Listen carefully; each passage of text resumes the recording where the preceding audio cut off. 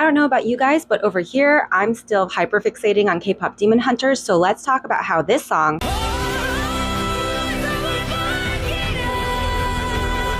is inspired by this song.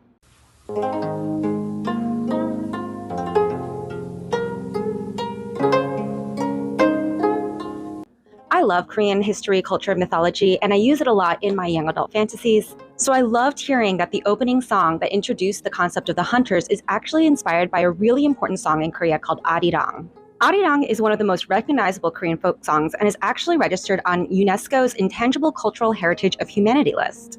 There are actually more than 3,000 versions of this song, but they all include a refrain that goes Arirang, Arirang, Arariyo.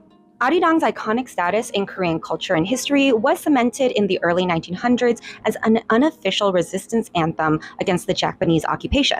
When we were occupied by the Japanese, they actually outlawed singing the Korean national anthem and any other patriotic songs. Since Arirang's musical skeleton is considered very simple, it's very easy to make a lot of different versions, and Koreans took advantage of this by making many different variations. Some of them did explicitly assail the Japanese occupiers, and those songs were definitely censored. However, other ones kind of flew under the radar and were used as unofficial resistance anthems. Even today, there's a lot of different variations of Arirang performed, like this one,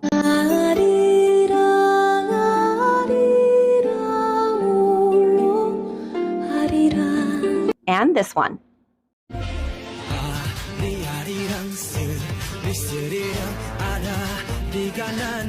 Arirang's consistent themes of sorrow, separation, and loss spoke to Koreans who mourned the loss of their sovereignty. Korean protesters sang Arirang during the March 1st protest in 1919, which was a protest against the colonization of Korea.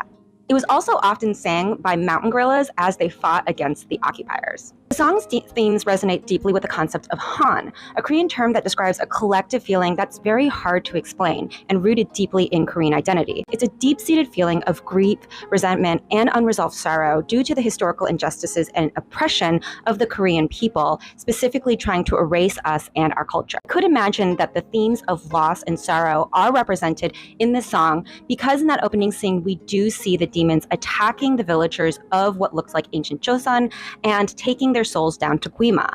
That would mean that a lot of families were separated from their loved ones and had this feeling of sorrow.